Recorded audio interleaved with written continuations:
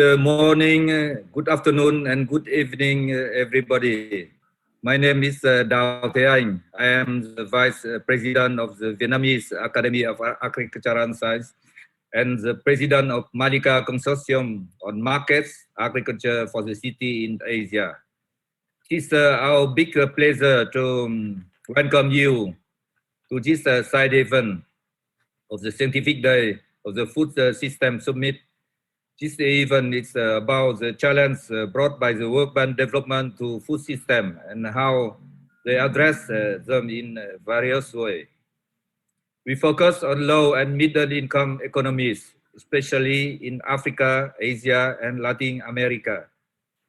A brief of this issue has been produced by Mrs. Paule Moustier of Cirad and a group of other from various continents, including myself and Patrick Caron. Patrick has been in charge of the high-level panel of experts of the Committee on World Food Security.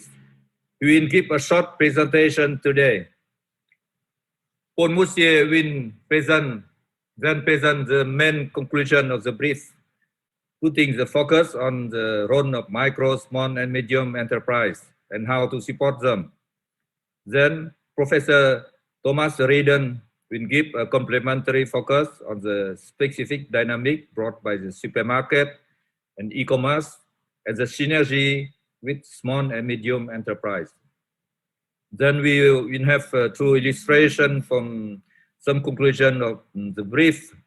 One, my Mrs. Charlotte Yaméogo from Senior IRST on innovation by food SME in Burkina Faso, and one by Mrs. Alexandra Rodriguez of the RUAF network on the work between Quito municipality and the farmer group in Ecuador. So now we listen to Mr. Patrick Caron. Patrick could not join our conference, but he prepared a video which we'll share with you now. My name is Patrick Caron. I'm a researcher at Cirad and Vice President of the University of Montpellier for Foreign Affairs. I am a member of the scientific group of the Food System Summit, and I have been the chairperson of the high-level panel of experts of the UN Committee for World Food Security from 2015 to 2019. I have had the pleasure to be involved in the preparation of the brief Priorities for Inclusive Urban Food System Transformation in the Global South, initiated and led by Paule Moustier.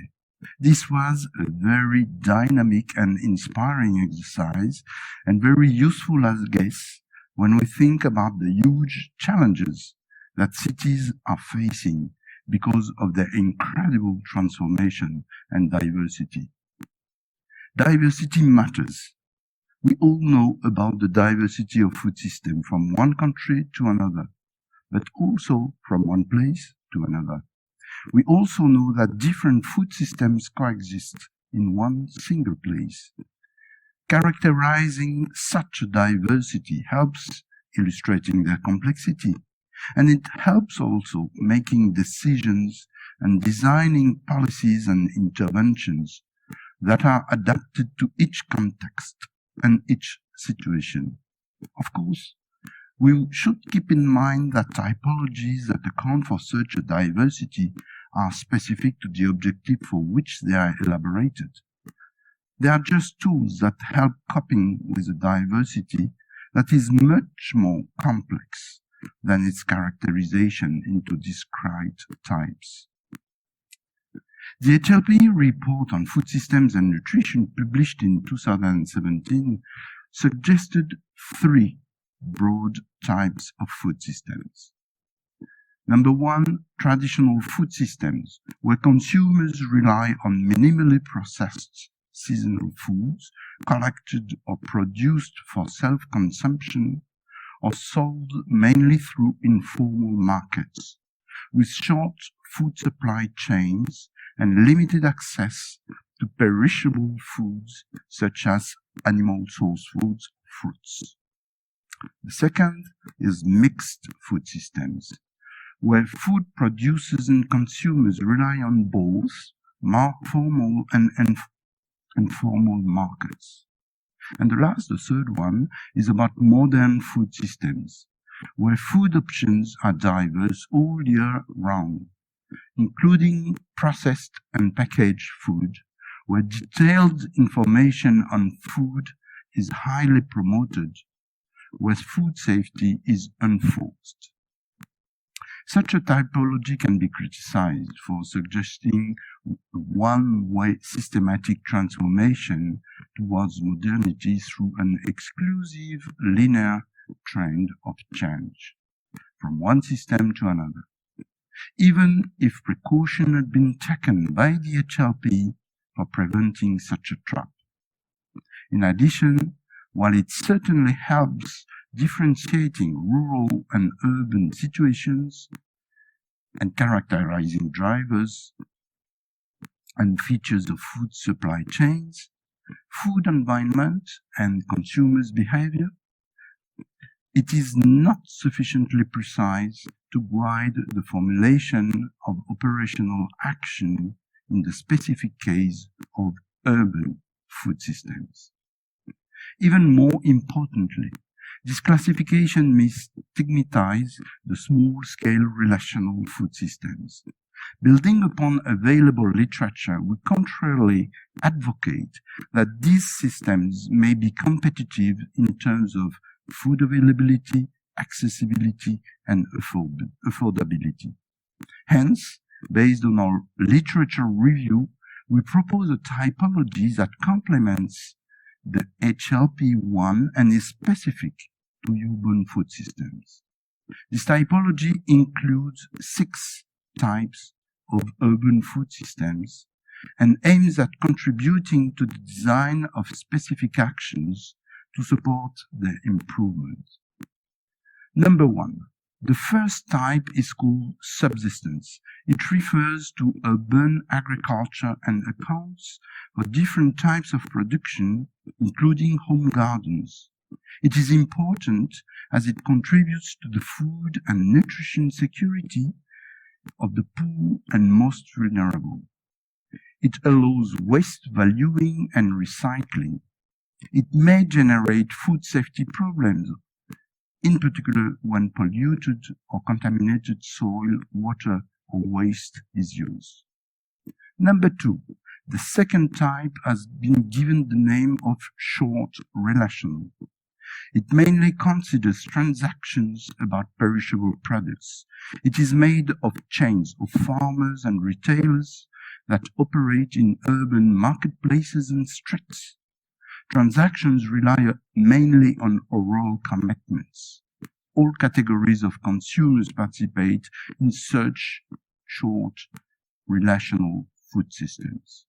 These are important to provide nutrient-dense fresh food at low cost. They employ low-qualified population to which they provide an important source of income. They do not require a high level of skills for management. Number 3, the third type is described as long relational. Contrarily to the previous type, it mainly relates on non-perishable products. It relies on chains built between farmers, collectors, wholesalers, marketplace and street retailers.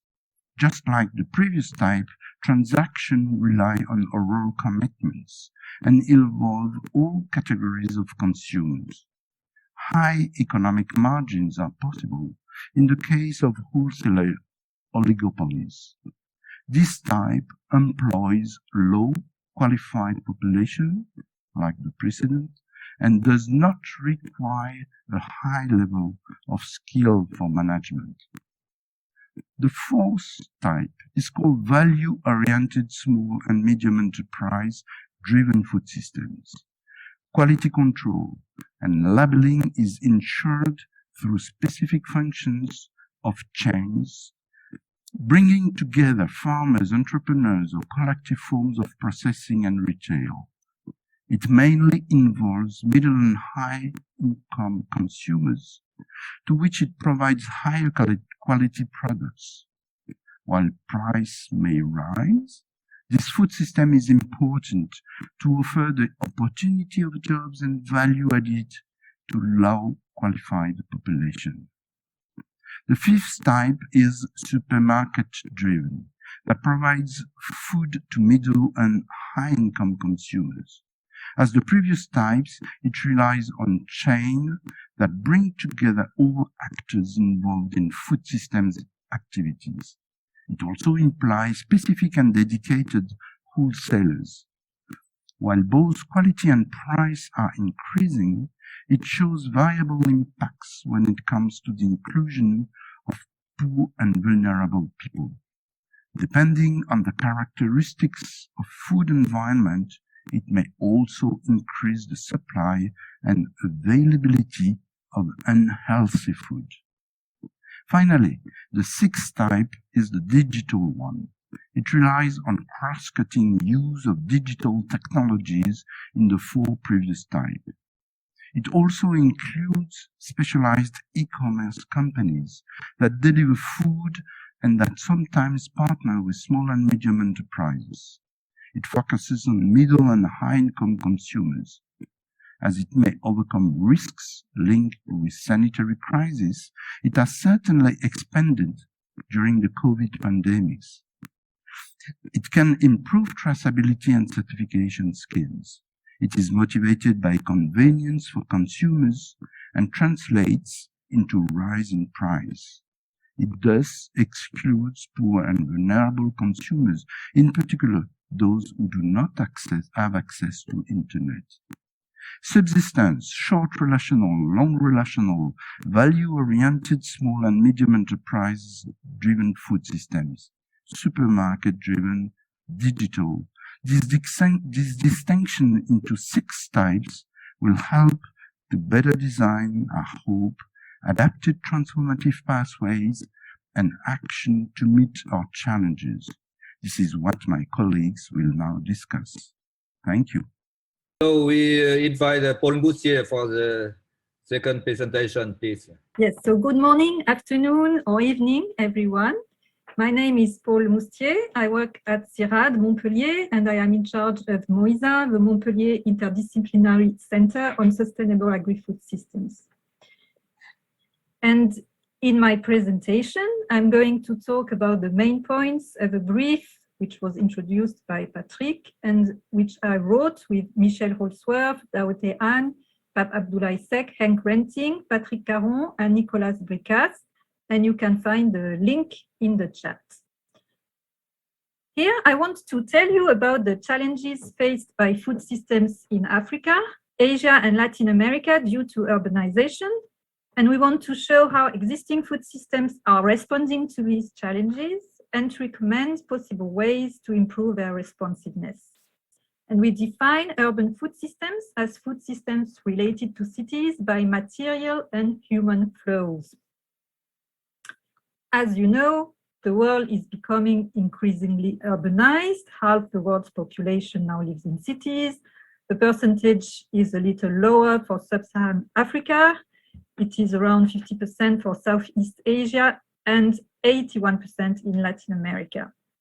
And the high proportion of urban growth is taking place in secondary cities, especially in sub-Saharan Africa, where half the population lived in cities of less than 500,000 inhabitants in 2015. Urban populations have more varied cultural, economic, and social profiles than populations of rural areas. Urbanization clearly poses several policy challenges for urban food systems. One is food and nutritional security. Urban food consumption is characterized by a triple burden of malnutrition with a prevalence of undernutrition, but at the same time, micronutrient deficiencies and the increasing prevalence of overweight or obesity. And unhealthy food is a rising concern in cities in Africa, Asia, and Latin America. This is due to new industrial and domestic sources of pollution close to agricultural production areas, and the increase in the use of chemical inputs by farmers. And the lengthening of food supply chains, lack of knowledge about hygiene, also create risks of contamination in the different stages of processing, marketing, handling, and consumption. With a growing employment of women, there is also a growing demand for food convenience, which favors imported processed food. Another challenge is the lack of stable employment in cities. And last but not least, the quality of the urban environment is also an issue, with major air, water, and soil pollution and problems of waste disposal. So I will present the organization and characteristics of urban food systems in Africa, Asia, and Latin America, based on research conducted by our group and on a literature review. Urban food systems are predominantly market-oriented. Food purchased in markets represents more than 80% of food consumption in cities of sub-Saharan Africa, compared with 50% in rural areas, and we have similar figures for various countries in Asia. And even though its share in total food consumption is low, urban agriculture plays a number of important roles, including food supply of perishable food items, waste recycling, and social inclusion, as Alexandra will show later. And the next slide shows how food systems are organized using the simplified framework of the HLPE report on nutrition and food systems, which we adapted. So urban consumers are mostly supplied by market retailers, street vendors, shops, and the food catering sector. And supermarkets are playing a growing but still limited role, mostly concerning processed food and in cities with a large middle class, like in Latin America or South Africa. Prices, food safety, and food promotion influence consumers' behavior, particularly regarding their choices of retail outlets and local versus imported food items. Retailing and catering points that make the consumer environment are supplied by a chain of producers and intermediaries involved in assembling, processing, wholesaling, transport, and storage. So here we have the key elements of a food system with the consumer behavior, consumer environment, food supplying chains, drivers, and outcomes. Next, let's look at the organization of the food supplying chains. An important feature is that they are highly influenced by logistics and by the perishability of a product, even though with innovations in logistics, the distance has less influence in the organization of chains. So in line with predictions made by spatial or geographical economics, short food chains predominate in the supply of perishable produce, like leafy vegetables, milk, eggs, and chicken. And these commodities are nutrient dense, but they are generally under-consumed compared with recommended amounts. And in the case of these short chains, the farmers themselves or one of their relatives are frequently involved in wholesale and retail distribution. On the other hand, staple food crops, including cereals, tubers, pulses, and vegetables that can be stored, like onions, and some animal products, are supplied by long chains originating in local rural areas or by imports. A whole chain of rural collectors, wholesalers, urban wholesalers, retailers are often involved, and they supply all kinds of urban consumers. Transactions take place in wholesale and retail markets, located so as to minimize traders' and consumers' transport costs. And the transactions are characterized by reciprocal relationships, oral contracts, and interlinked transactions along the entire chain, and payments in cash are common. With the development of transport, credit, and mobile phones, these chains may be shortened, and the roles of rural collectors and wholesalers may be reduced. And this transformation was termed the Quiet Revolution by Professor Thomas Reardon. The main food system is this relational food system. I prefer to call it relational than informal or traditional. It combines subsistence, reciprocity, and market rationales. It is an atomistic system with competition between hundreds of vendors operating on a small business scale. This results in a certain degree of price homogeneity and low margins, even though oligopolies of wholesalers are observed because of unequal access to credit and storage facilities. This relational food system has the capacity to supply cities with only limited food crises and limited food imports. Imports currently represent a fifth of food value in sub-Saharan Africa and are dominated by cereals. We have a similar figure for different countries in Asia.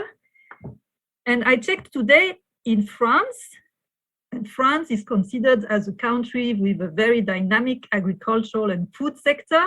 In France, we import 40% of our food, so it's much more than in Africa.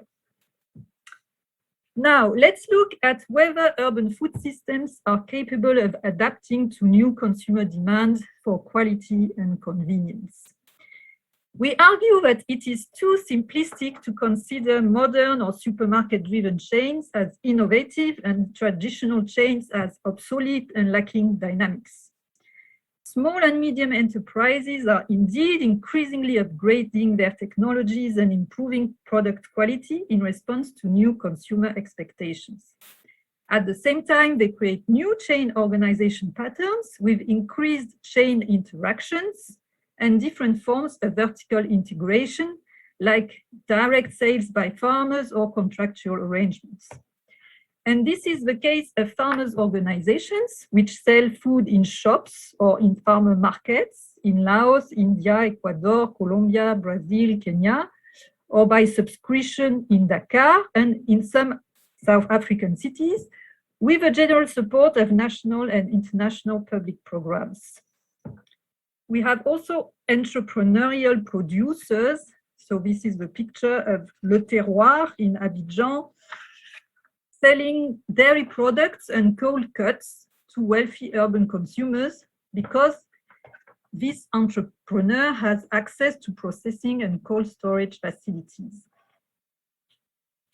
Now, the food catering sector, for example, school canteens, is another important driver of local producer groups investing in quality, as shown by examples in Brazil or Vietnam. And the number is also growing of specialist food retailers who are investing in quality and whose shops are supplied by farmers groups that guarantee reduced use of chemicals and which are proliferating in a city like Hanoi. And a number of SMEs are innovating in food processing and packaging, as Charlotte Yaméogo will show in her talk. Supermarket chains are expanding rapidly in countries where incomes are rising, like in South Africa, Côte d'Ivoire, and China. Supermarkets carry both local and international brands and are developing strategies for quality control and guaranteed origin, including using dedicated wholesalers and contracts. Supermarket chains are usually supported by city and national governments on the grounds of modernity and hygiene. Yet, they still have difficulty ensuring quality control and traceability. They also face competition, both from traditional markets, especially when upgraded, like in China, and from companies that use digital technology for logistics and delivery to consumers. So based on our review, we propose a typology in 6 types that go beyond opposing traditional and modern food systems. And Patrick Caron already presented our typology, so I won't go into detail. I just want to recall the 6 types: subsistence, short relational, long relational, value-oriented, SME-driven, supermarket-driven, and digital, with different outcomes in terms of food accessibility, quality, and social inclusion. We argue that relational and SME-driven food systems have shown themselves to be quite resilient during the COVID epidemic, with no major food supply crisis, apart from food losses caused by transport restrictions. COVID caused a crisis in demand rather than in supply. The poor were especially badly hit when no food aid programs were available and when open markets were closed. We also argue that labor-intensive and scale-neutral innovations involving the moderate use of energy, for example, using labeling systems, and farmers being more involved in marketing is better suited to contexts where there is excess labor and too little capital than capital-intensive agribusiness based on mechanization and large-scale operations. Finally, we have 6 sets of recommendations to help food, micro and small medium enterprises respond better to urban challenges. The 3 are cross-cutting and 3 are adapted to some types of food systems. Our first recommendation concerns the need for better data on food consumption, food chains, and food chains. This requires interdisciplinary teams of researchers, including geographers, economists, specialists of consumption, and statisticians. We also recommend communication actions to promote nutrient-dense food, like fruit, vegetables, nuts, and legumes, which may be available to consumers locally, but which are not always purchased because consumers don't know their health benefits or how to include them in their dishes. The third cross-cutting recommendation is that better coordination between food system actors is required to improve the quality and availability of diverse food items. Cities are becoming important actors in the development of sustainable food systems, particularly through their governance of urban agriculture, school canteens, and waste management. One example will be given by Alexandra Rodriguez, who works in Ecuador. Market information and consultation systems are systems favoring interactions between farmers, traders, and public agencies, conducive to new marketing decisions for farmers, new supply options for traders, as well as priorities for extension workers and input suppliers, like for the support of off-season production as a substitute for imports. Innovative producer organizations, which include processing and distribution, like ESOP in Africa, should be encouraged as they increase the scale of operation and investments in quality while creating added value for farmers. We provide recommendations related to urban food planning, mostly the protection of land and provision of basic infrastructures for agriculture, marketplaces, mobile street vending, and shops. And these should enable urban consumers to benefit from a variety of food retailing formats and sources of food. Rural-urban transportation, which is the mandate of national governments, should be a priority to improve both food availability and quality and to reduce food losses. It's not really relevant to advocate and promote the use of cold chains as long as rural-urban transportation is very constraining. National programs should also increase access to credit and provide training in food processing and storage for food, micro and small medium enterprises. Improvements in food quality can be obtained by food processing and storage technologies, which are not always available to these enterprises because they have no access to credit or training. I will finish by recalling the most important points we want to highlight. First, it is important to take account for the diversity of urban food systems in relation to the variety of urban consumers' profiles and the variety of food items. This diversity needs to be maintained rather than reduced. Second, the so-called informal food systems are indeed organized and resilient according to logics of geography and adaptation to risk. Third, new consumer demand for quality, including food safety, is being addressed by SME-driven chains, as well as chains driven by supermarkets and e-commerce. But the two are not on an equal footing when it comes to investment and public support. Next, we provide 3 sets of recommendations on how to upgrade existing small-scale relational and value-oriented food systems by acting on their physical and institutional environment. We provide 1 recommendation on data collection, 1 recommendation on how to inform consumers about healthy food and how to prepare it using locally available food items, and 1 on multi-stakeholder coordination. Thank you all for your attention. Thank you, Paul, for the presentation. So we can have time to answer to some question. So we have 1 question from Ricardo Hernandez. Paul, for Patrick, but Paul, could you respond to this on where you can have some type of food system dominate or not, or everywhere we have mix of 6 types? Thank you. Yeah, I would say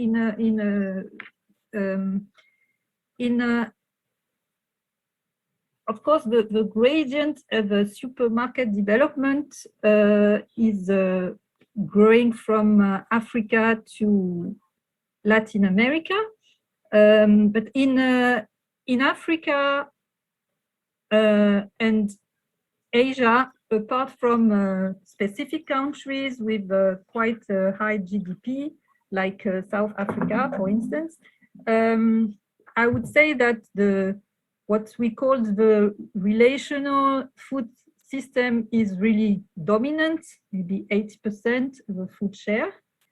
And what we called the value-driven systems, even in the form of SMEs or in the form of supermarkets. So it would be around 20%, so this is really a very rough average. And then the distribution between SMEs, supermarkets, and e-commerce, it's also variable according to the context. But to go in further detail, we have to be more country specific. Thank you, Paul. So if you have any question, I would like to invite the next speaker, Professor Thomas Reardon from Michigan State University. Thank you. I want to thank Paule Moustier for the kind invitation to this event. I've always admired Paule's work and learned a lot from it. So some of my work follows from that. Today, I'll focus in on the relationship between 3 players in the food systems. And I'll use examples from Africa, India, and China mainly, of the relation between small and medium enterprises, SMEs, e-commerce, which is both a function and a set of firms, and supermarket chains. Recognizing that there's different penetrations of e-commerce and supermarkets in the different regions that are, I'm mainly using examples of places where SMEs are still dominant. And I'll think about the synergies among these 3 players, because often they're thought of as in competition, but I'll also look at the challenges of their relationships. Okay, so now let's see if I can shift the screen. Why is the screen not shifting? Let's see it, do it over here. There we go. So let me set the stage and talk about the rise of supermarkets and e-commerce and e-procurement. So e-procurement is where, for example, supermarket chains or processors use essentially a form of digital relationship with their suppliers. And this really rose very quickly in the US and Europe and a few places in the 1980s and 1990s as digitalization itself was incorporated into the supply chains of supermarkets and processors. And with that, in the 1990s, you found a rise of B2B, business-to-business firms And an example is the SoftBank of Japan and Yahoo of the US together invested to create a firm called Alibaba at the end of the 1990s as a foreign direct investment firm in China, subsequently wholly owned and Chinese. And it started as a business to business, basically taking products from thousands and thousands of SMEs and through e-commerce, essentially, or business to business, selling them to supermarkets in Europe and the US. And then that spread to many other regions. And it wasn't just SMEs, they were also selling the products of larger firms.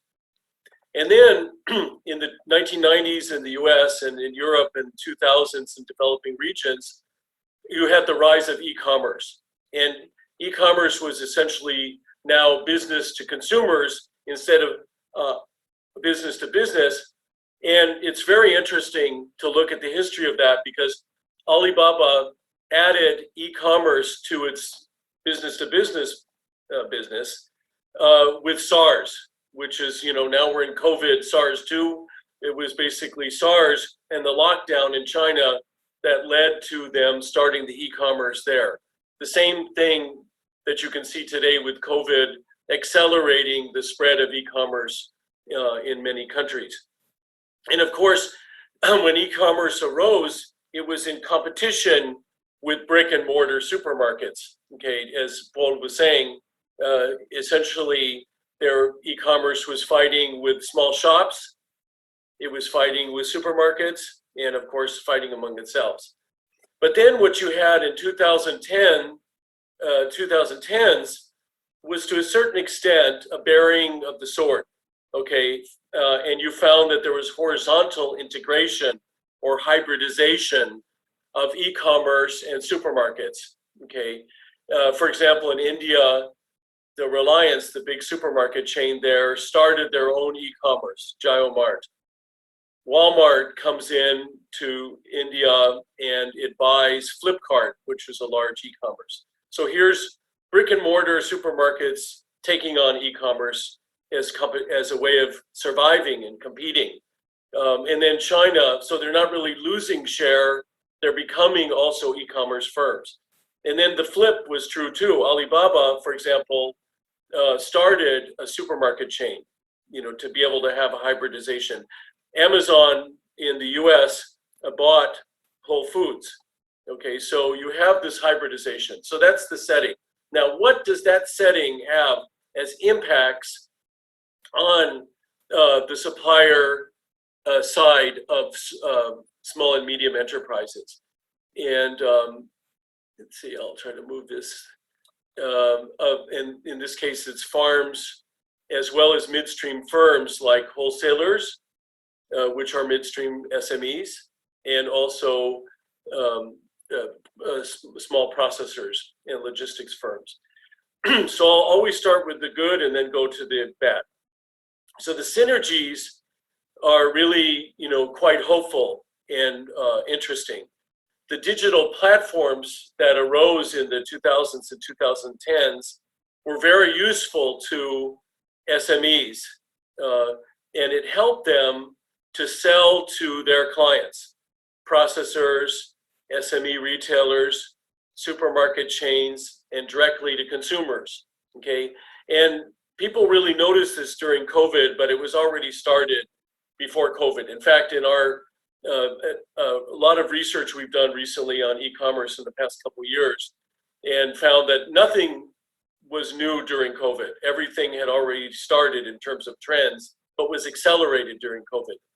And you had situations, let's say, suppliers of digital services like e-platforms like Facebook, or B2B wholesalers like Alibaba, Pinduoduo, or Ninja Card in India, and e-commerce firms themselves like Etsy, eBay.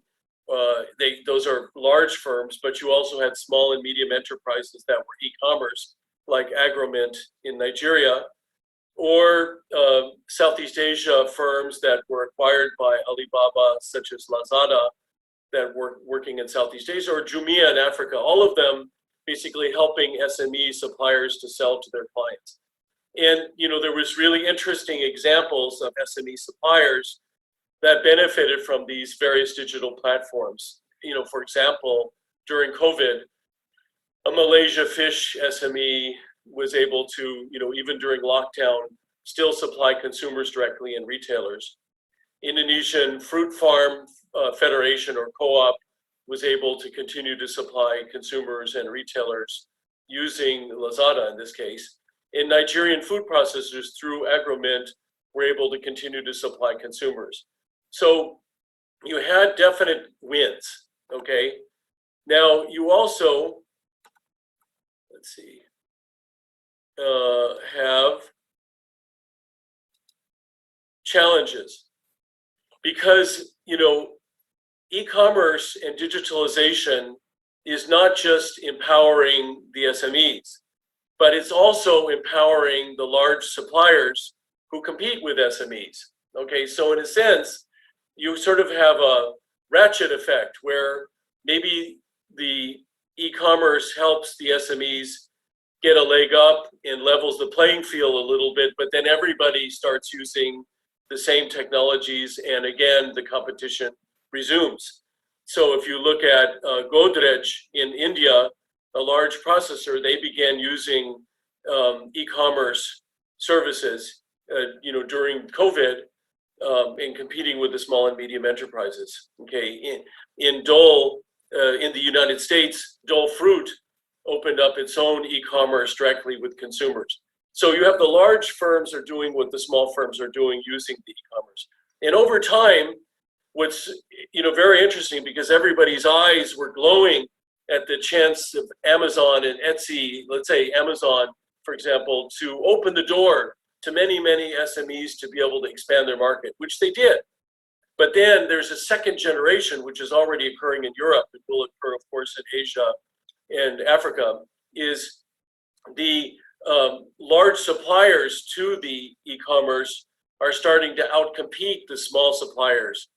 And this is because of the kinds of requirements that you saw in the supermarket revolution, you also see with e-commerce. For example, the necessity to have large volumes and consistent supply, et cetera, and do arbitrage sales across countries. This is already happening with Amazon in Europe, and small enterprises selling to Amazon are frightened about that.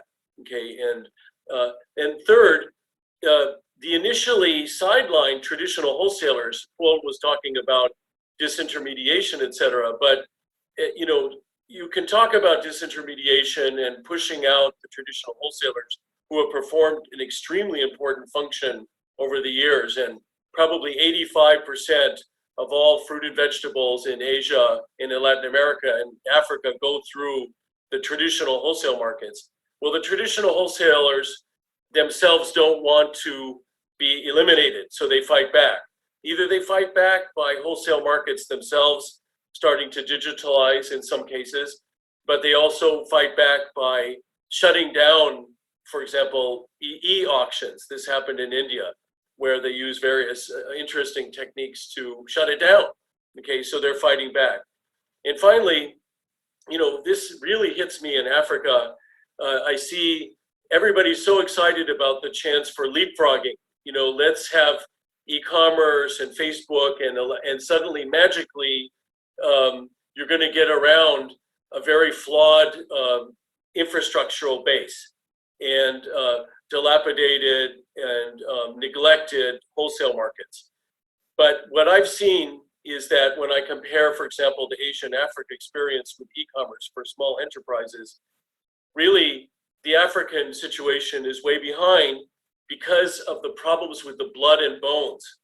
You can't have e-commerce function without the blood and the bones of the food system. By blood and bones, I mean the logistics, the roads, the infrastructure. Paul made this point also. You can't magically have leapfrogging without getting the fundamentals right. And this is something that has really hit me as a missing element in the discussion in some of the UN Food System Summit, is the centrality. I would say 90% of the story is trying to get the blood and bones right. And then, as Paul was saying, in many places, we've seen a quiet revolution where SMEs bound forward when the enabling infrastructure is there. And then, of course, it's not just suppliers that are affected by e-commerce and supermarkets, but also SMEs in retail, the small mom and pop shops, and in food service, the street vendors, the small restaurants. Now, you should look back in time, because for a long time, let's say in the US, where supermarkets attained a majority share only really in the past couple, 3-4 decades. Before that, small shops were dominant. And of course, in the 1920s, 1930s, it was only small shops. So cash and carry wholesalers that became also supermarkets or were already supermarkets really supplied and sold to the small shops. And that was a major profit center. And you see Metro, for example, cash and carry, the German-based firm that supplies a lot of small shops, kirana stores in India. Okay, it's a profit center. And then you also have segmented services like Cisco in the US, food service wholesalers that supply to both SMEs and to large-scale clients. And what's really fascinating to me is that as e-commerce emerges, and as I said, it's really an amalgam, a combination of e-commerce and supermarkets now. It's not, they're really horizontally integrated more and more.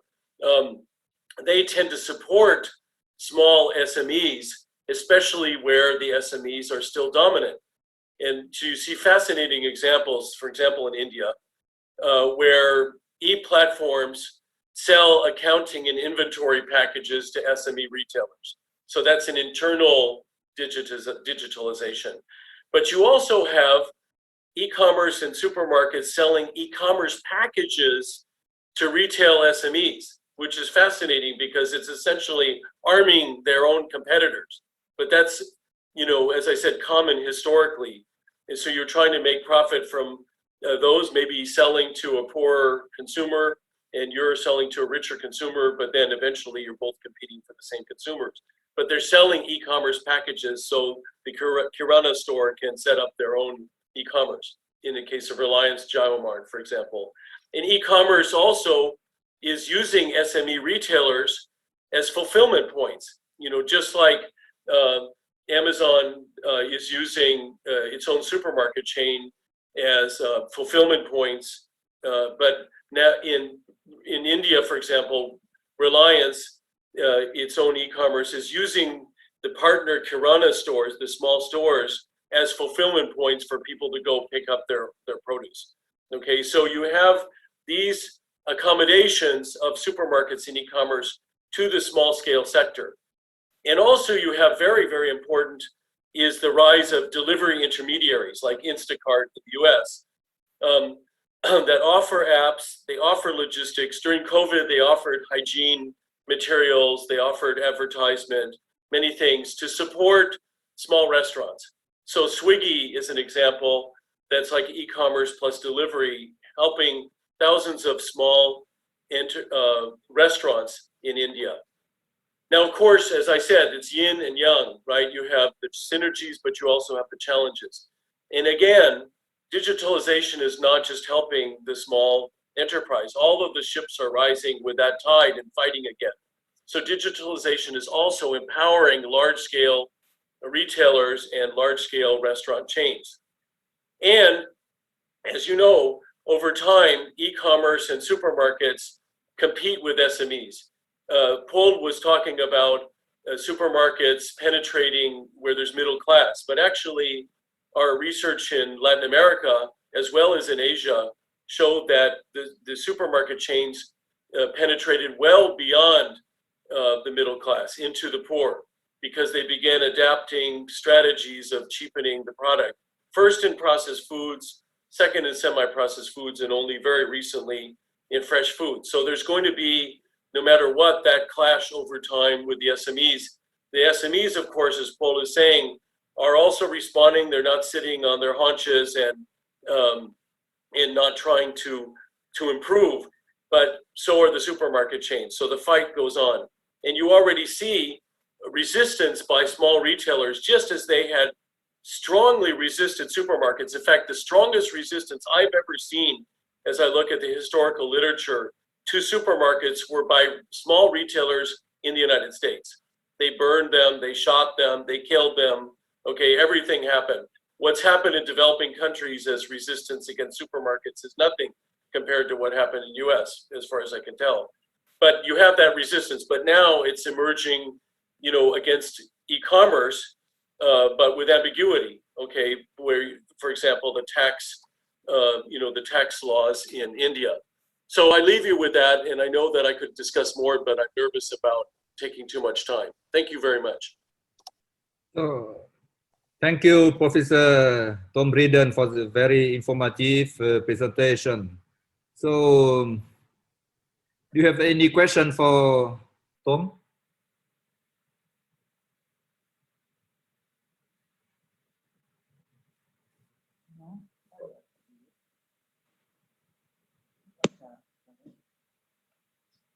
So, if not, we'll keep the discussion in the overall discussion later. So, we'd like to invite the next speaker, Mrs. Charlotte Yaméogo from Burkina Faso, please. Oh, do you want me to answer chat questions? Because there's some questions that came in the chat. In the chat? Yeah, I mean, I've got questions came to me in the chat. Do you want me to answer them or to just not? Yes, please do, as it is quite straightforward. Okay. So respond, yes, please. yes, Tom. okay. So I have from Florian de Saint-Vincent from FAO, and the question is, how do you explain a gap of e-commerce penetration in Africa compared to Asia? What are the main factors that explain that? Traditional channels, lack of infrastructure. This is a fantastic question because you know, I think that in India and in Africa, which are equal populations, and both are in the transitional stage where of great dominance of small and medium enterprises, both have only an emergence of supermarkets. Nevertheless, in India, you see a much more rapid rise of the e-commerce. And you can, I think, mainly explain that by thinking about what happened to Jumia. Jumia is a Nigerian e-commerce that set up and very rapidly initially expanded and set up operations in 7 countries. But then it over a couple of years, it withdrew from 4 countries. And its explanations were exactly what you said, Florian, about the lack of infrastructure, the very high transaction costs, the very variable policy stance toward the e-commerce. So they just found the doing business too expensive to do, and lack of logistics and lack of you know, the road costs, etc. And I've seen this point, the lack of the blood and bones, echoed in so many instances where people have dreams about trade increasing, but unless you get the fundamentals right, these leapfrogging kinds of activities like the e-commerce are going to be mired in this. I don't think it's a cultural thing because I've actually in food systems ceased to believe in cultural differences across regions because you see exactly the same kinds of sequences, you know, but it's mainly driven by the economics of the situation. And once economics changes, you find very similar kinds of food system changes. Thank you. Thank you, Tom. So you have a second question in the Q&A box. What is the long-term effect of e-commerce incursion? If a SME can serve as a fulfillment point, does the e-commerce spend the end of the SME or increasing opportunities? Okay, I'm looking for the question. I don't see the question there. In the Q&A box, not the chat. Yes. Okay, it says what? What is the question again? What is the long-term effect of e-commerce incursion? And if the SME can serve as a fulfillment point, does e-commerce spend the end of the SME or increasing the opportunity of SME? Yeah, this is a fantastic question. I feel that if you think about competition and change in food systems, everything is a ratchet effect. Okay, so you see a change, somebody loses and somebody gains, and then everybody starts adjusting. That's essentially also, I think, what Paul is saying, that you know, a new competition comes up and people adjust. So in the short term, e-commerce is opening the door to a lot of small and medium enterprises. You're able, you know, a perfect example is where farmers are starting to be able to sell more directly to consumers. But then the economics of the competition and of the requirements of the market kick in. Economies of scale, you know, competition from the larger players, you know, transaction costs and risks. And so the ships all float up, but the competition and the gradual consolidation of the system continues. You know, so there's a fighting that's occurring in the short term. So I think that to the extent that, you know, small and medium firms can think of this not as now the cessation of the war, where they can just relax and say, now we can have any kind of, you know, direct relation with the market. It's all of the same kind of requirements of the market and the competition are resuming. And that's where you see a perfect example already in Europe, where the SMEs felt, wow, okay, now we can use the e-commerce as an open door, but then the e-commerce itself started to require scale and consistency and the competition among brands, and all of the same thing that they were facing with supermarkets started up again. So I think that's what will happen exactly in this. It'll give a period of opportunity, but then the SME should think the next step is going to be a resumption of the same competition and requirement. Let's get ready. Thank you. Thank you. So now we would like to invite Mrs. Charlotte Yaméogo from Burkina Faso. Good evening, all. I will present you now inclusive innovating meeting urban food consumer demand in Burkina Faso. Burkina Faso is a sub-Saharan African country. The population of Burkina Faso is on 22,000 here, is around 21 with 3% population growth in 2018 year. Agriculture in our country is 80% population in agriculture. The GDP is 5 million and out is 570%. And GDP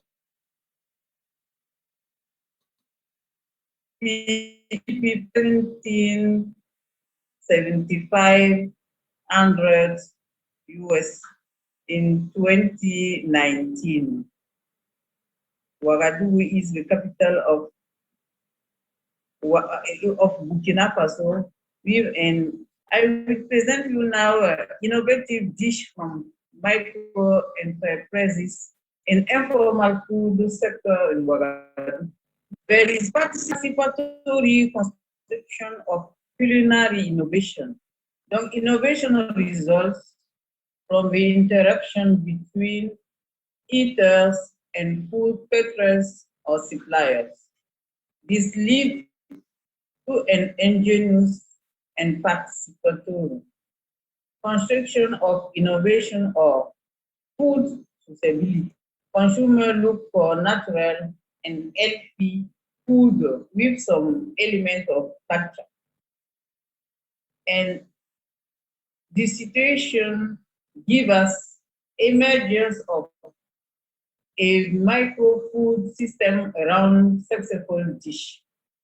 Small-scale change in production practice and LPRIS development of organic markets. And we have Dish and Drink Several, which promote the emergence of several SMEs. Informal food sector support rules as are states, Yaméogo, municipality, microfinance, structure, and weak TFT Now we can speak about a diversified and innovative receipt in the informal sector.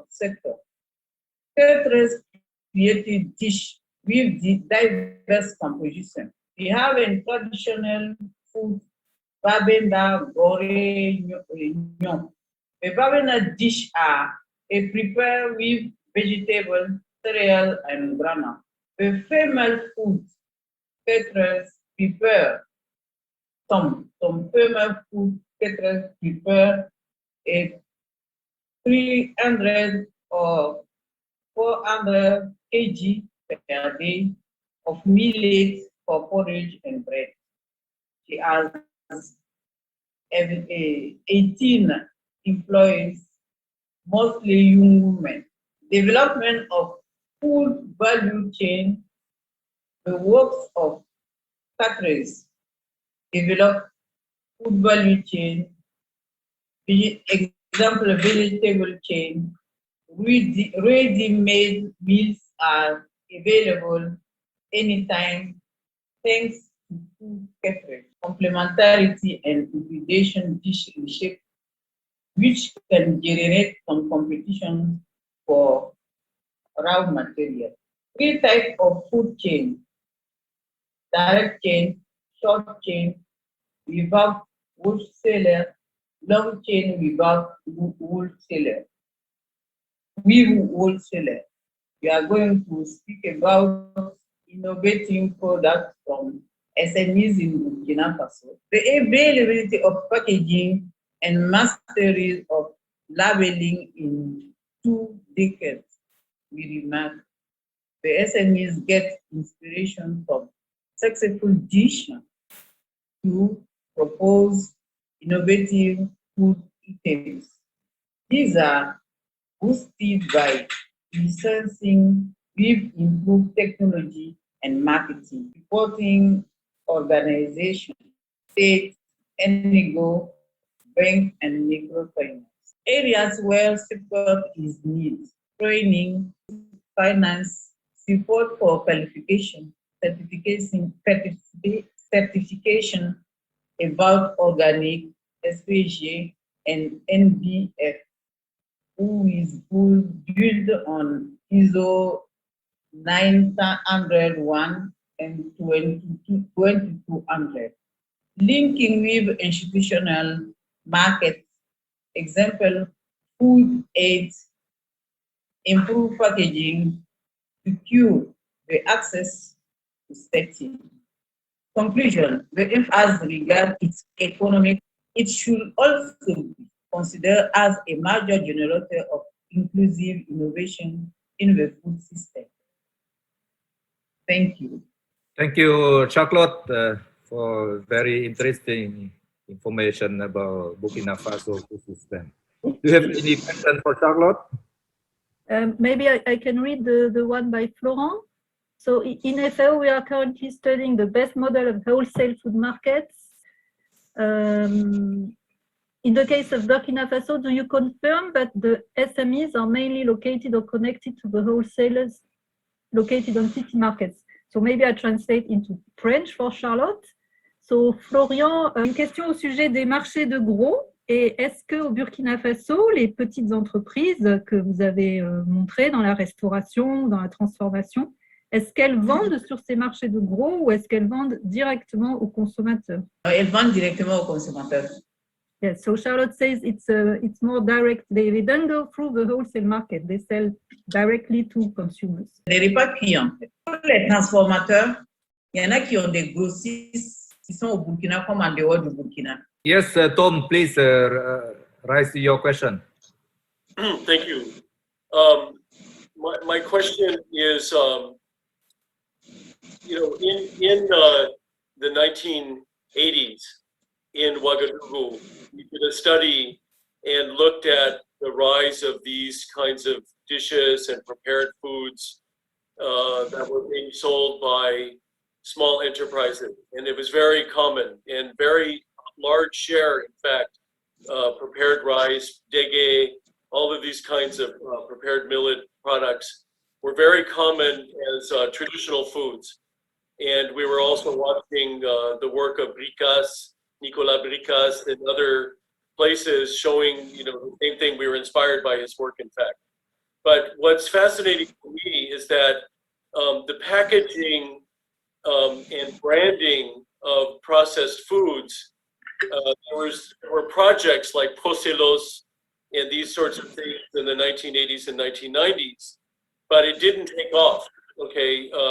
And sometimes the problem was with the quality of packaging or the demand.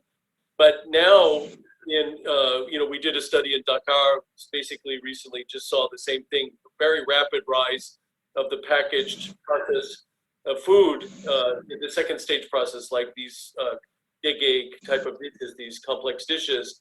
And what do you think are the reasons that it went from not taking off to recently taking off? Is it because of the technology of packaging? Is it because of the nature of the market? Je vais traduire parce que à Ouagadougou, dans les années 80, par exemple, il y avait beaucoup de des ventes de ces types de produits par des micro-entreprises, et puis c'était en forme informelle, mais sans emballage, et, etc. Mais durant les années 90 et 80, il y avait beaucoup de programmes, par exemple Procelos, traitant de promouvoir l'emballage et l'étiquetage de ces produits. Mais ça n'a pas pu vraiment, il n'y avait pas vraiment une diffusion de ces produits d'une manière spontanée. Il y avait seulement ces programmes. Mais dans les années 2000 et 2010, par exemple, à Dakar, à Ouagadougou, on voit maintenant qu'il y a ces types de produits emballés avec étiquetage, etc., qui ont surgi. Et au-delà des situations de programmes, de projets, etc. Et quelles sont les raisons technologiques ou commerciales ou quoi qui ont fait que il y a eu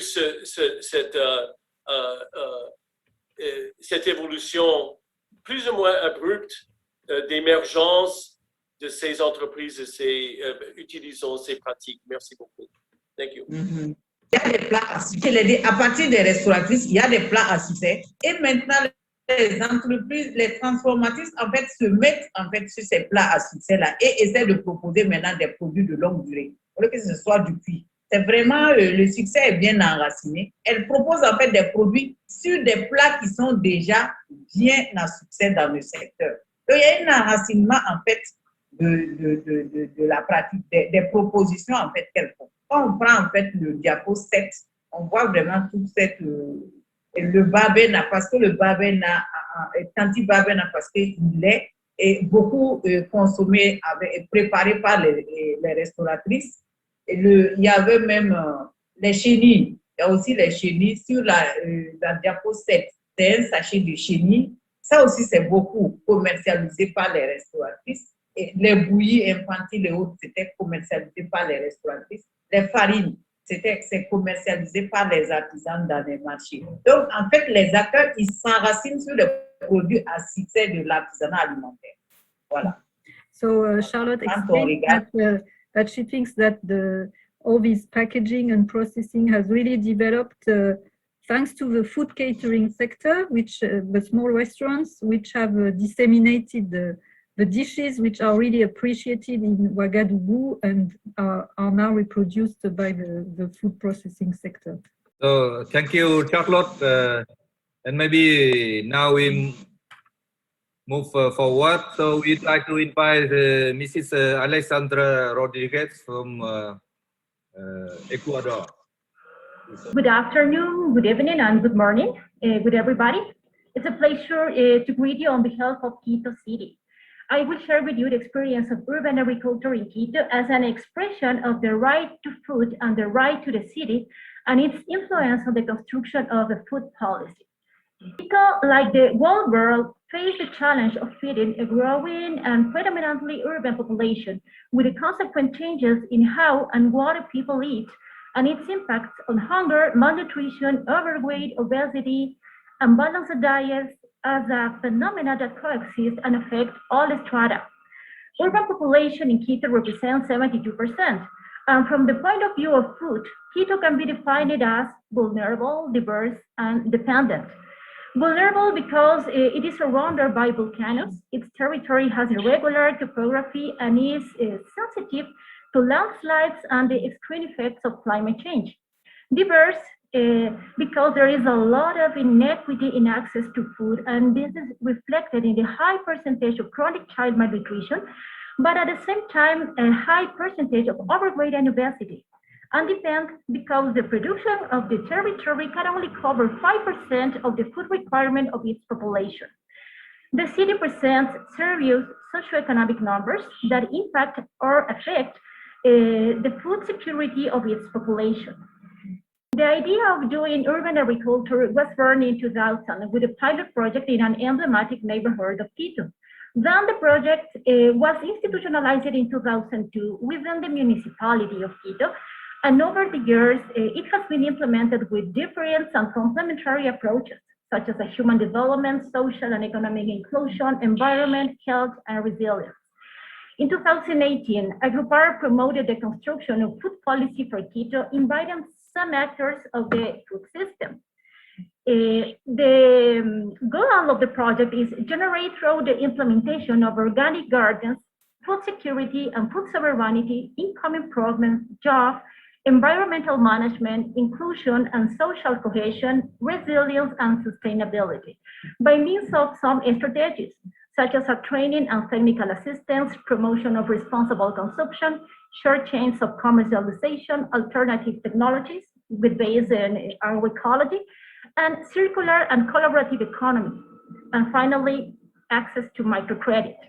In this way, urban agriculture becomes a strategy to fight for the change of human lifestyles that follow unsustainable consumption patterns, individualistic and sedentary behaviors that make us forget the sense of belonging to the community and the ecosystems on which we depend. Agrupar is aimed at women heads of households, disabled, elderly, schools, college, childcare centers, health centers, prisons, neighborhood communities, families, orphans, migrants, refugees, agricultural entrepreneurs, different institutions, religious communities, and all who want to be part of an innovative proposal of food self-production. Urban agriculture fulfills different purposes according to the participants' target. For example, subsistence, recreation, education, inclusion and integration, entrepreneurship and hobby, but also resistance and subversion to the current unsustainable food system due to its extractive forms of production that disrespect the capacity of ecosystems, pollutants, are based on unfair processes for the lives of the farmers, consumers, and the environment, in addition to the high consumption of processed and ultra-processed food. As you can see in the map, our intervention with the authors responds directly to the areas with the highest levels of chronic child malnutrition in Quito, improving access and availability of healthy food, and additionally promoting entrepreneurship with the sale of surpluses, which improves the income of the farmers.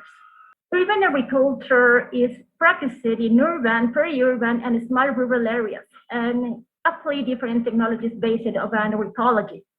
Currently, the project supports 2,300 orchards with a coverage of 63 hectares.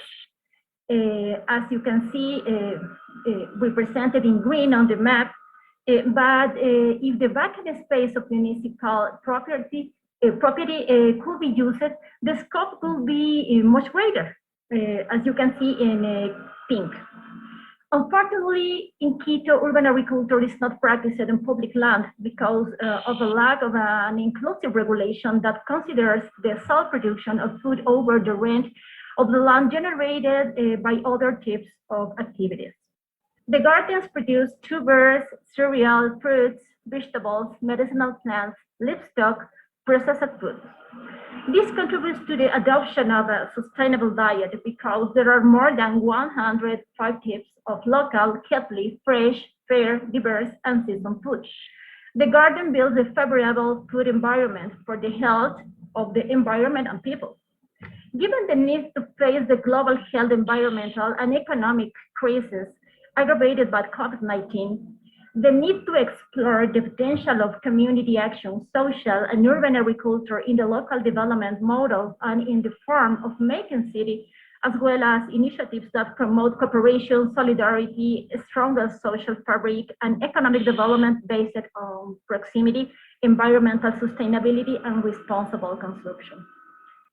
Production surpluses are sold through different marketing channels. For example, in the garden itself, neighborhood stores, basket delivery, inclusive business, but without doubt, the main channel is the bioferia, the marketing component of urban agriculture projects. There are small organic markets.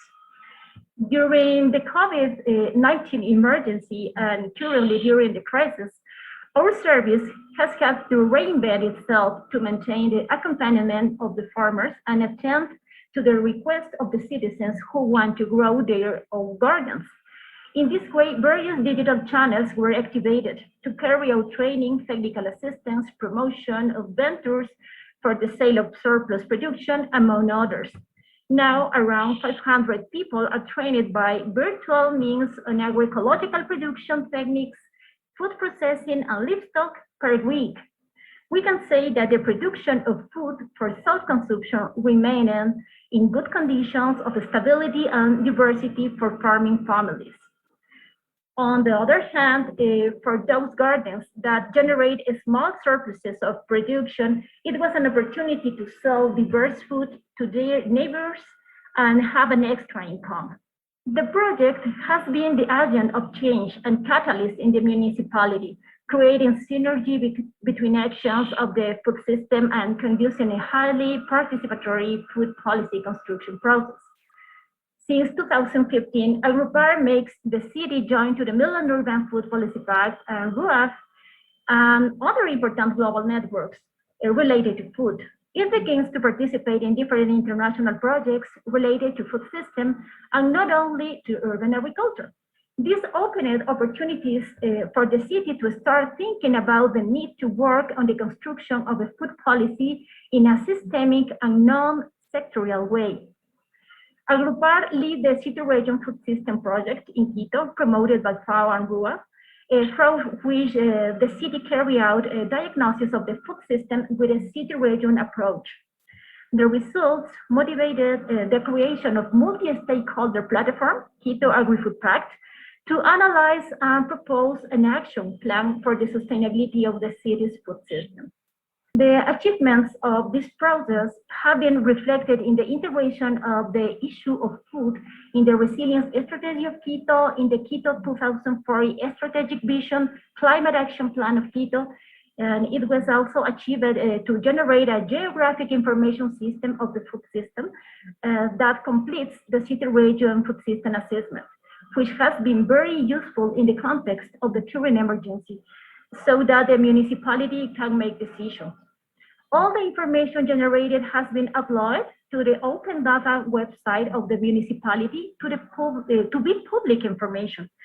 Finally, in 2019, the collaborative work of the multi-stakeholder platform and the municipality officially presented the Quito Food Strategy, instrument that guides the current municipal administration to integrate food into its new development plan. Thank you very much. Thank you, Alexandra, for the very interesting experience from Quito City on the urban food system. We have we have a question for anybody. What is the contribution of urban agriculture in Africa? Has it been rising under COVID, and what are the future prospects? Yes, actually, the contribution of urban agriculture is always a controversial topic. We can take it from the contribution to food consumption, and it's quite high for vegetables. And during the COVID, the fact that logistics were really transportation was restricted, so that was quite a driver for recourse to home gardens and urban agriculture. And in terms of livelihoods, urban agriculture is a contribution in some districts of some cities for poor people. So once again, the COVID has been a driver for this role of urban agriculture. Yet we have some qualitative feedback from some of our partners in Africa, but I'm not sure there are really some quantitative surveys about the evolution of urban agriculture after COVID. Thank you. So thank you, Paul. Tom, please, you can add a comment. Yes, well, Paule is the super expert in peri-urban horticulture, and you know, I've read every word she's written on that, even and the gray literature, the articles, everything. And I think that it's really important question to separate peri-urban from urban, okay? Because the peri-urban is rural, it's just near the city. And if you take it that way, we've done in our consumption work, for example, using consumption data from Senegal and some other places, Tanzania, the share of urban agriculture and home production is a very tiny share of consumption, you know, maybe 5% maximum. And for some specific products, it's a little bit higher share. But I think that people tend to really expand this idea of urban agriculture because they're thinking of nearby rural areas. The second thing that I want to say that is we've done some recent work on purchases versus home consumption of horticultural products in rural areas of Tanzania and Senegal. And we find, for example, that 76% of the rural consumption of fruit and vegetables is purchased from supply chains. They're getting it from various kinds of wholesale markets to the place. And in Tanzania, it's 60%. And I think that there's a lot of emphasis on home gardens and home production in rural areas of fruit and vegetables. But really, to me, that takes away from that's mostly for leafy greens, to be honest, or sometimes home consumption of mangoes. But most of the other products are massive supply chains all around the country. Tanzania, where the debate is that there's no supply chains, the market is broken, nothing's happening, sending it to rural areas. We found that all around the country, even in hinterland zones, they were consuming tomatoes and onions and potatoes from the rest of the country. So that's why my obsession with, and I like the point from the FAO person, the wholesale markets are so extremely important, and starting to focus away at home, home consumption and little home gardens, to me, gets the focus away from the extreme share of the market in consumption in all of these countries. We've calculated that 80% of all the food in Africa is purchased, 92% in India. Okay, so you have to have attention to the wholesale markets. Thank you. Thank you, Tom. So I see that Mr. Hang Renting want to add some response.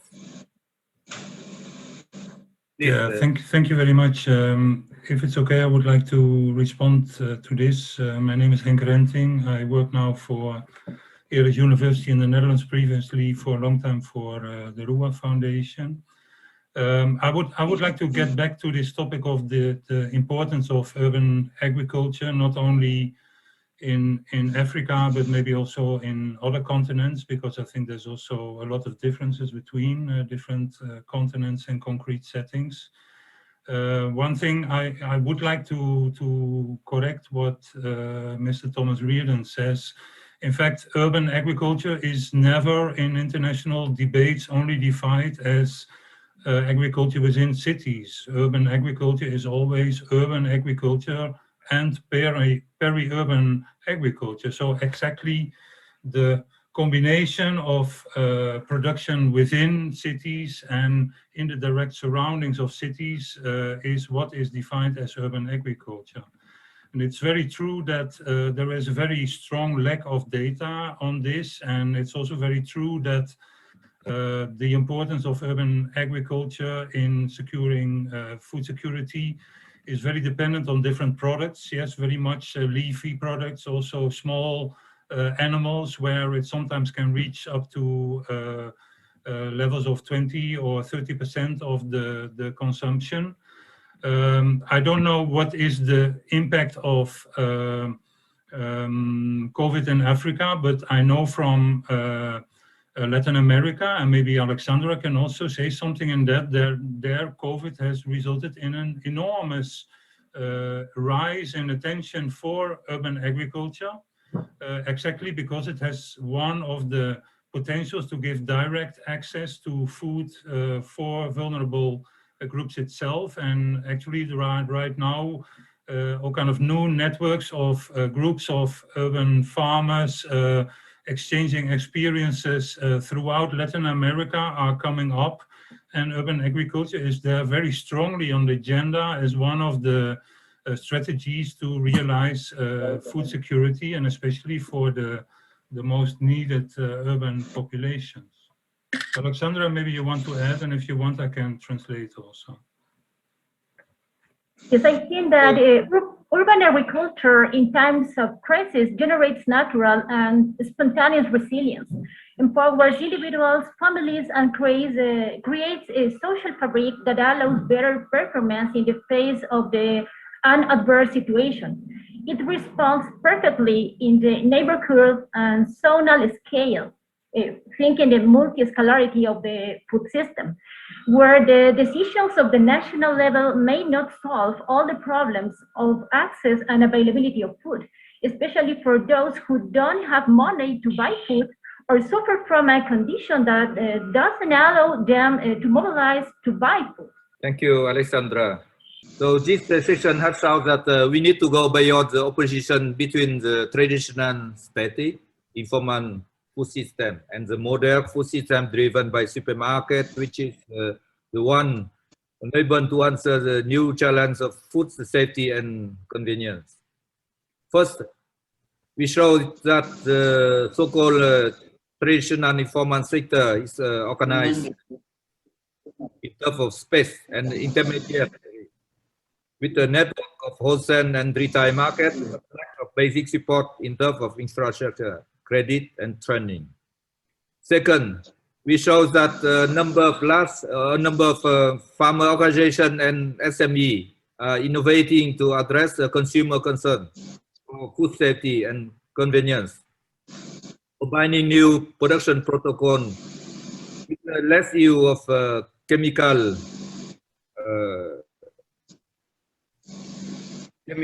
food processing technique at a small scale, labeling and quality control.